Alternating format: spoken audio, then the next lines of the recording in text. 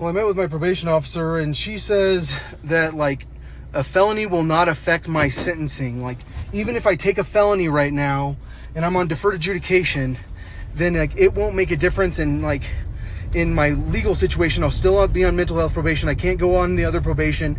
And, like, I still have to take drugs against my will. Like, that, no matter what. Like, I have to, like, be drugged. And I told her, I was like, well, I'll just go to prison then. Like, that's my plan. Like, I'll go to prison, I'll do parole. Like, it's a different thing then. Like, I can do parole. And she says, well, it won't make a difference. You're still on mental health probation. Like, I don't understand, like, how they're saying, like, I'm not allowed to, like, go off mental health probation. Like, it's mandatory to be drugged, even if I take a felony.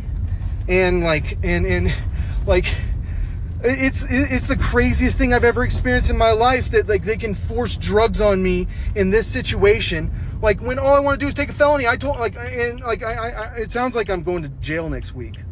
Like, and they're going to torture me again because I don't have $20.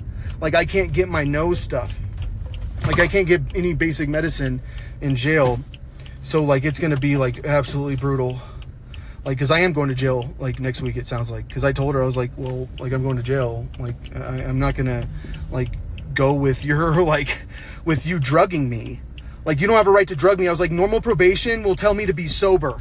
Like, they'll drug test me. They'll try to make me sober. You're trying to give me the hardest drugs I've ever taken in my life.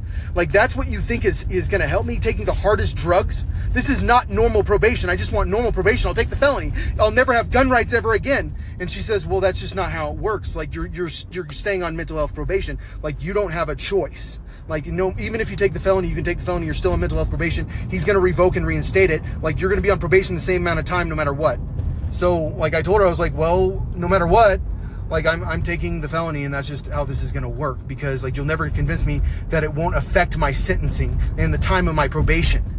So I'm taking the felony. Like, it's just life.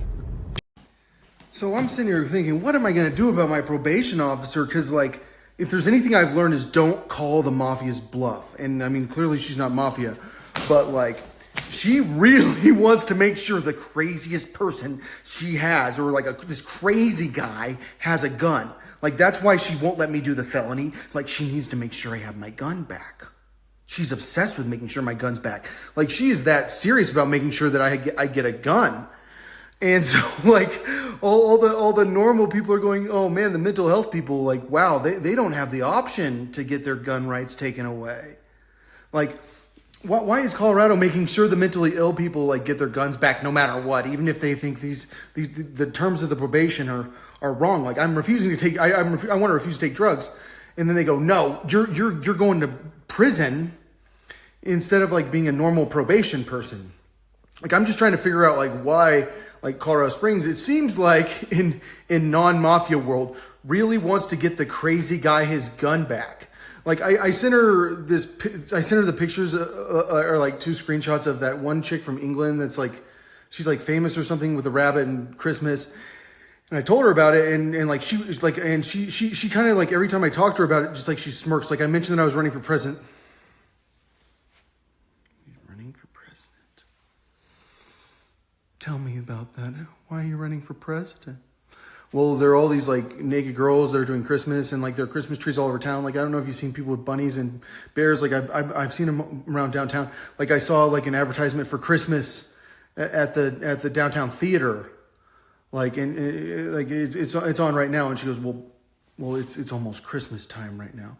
Well, generally, like, there's Halloween, and then there's Thanksgiving, and then there's Black Friday.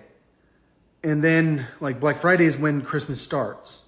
No, but like, actually, I didn't even say that to her. I was like, well, you got a good point there, but, like, I have, like, all these pictures on the internet, like there's a Christmas tree right there, like, well, but like, let me write that down. He's seeing bunnies. Yeah, I saw signs for bunnies on the way to probation. He's seeing signs for bunnies.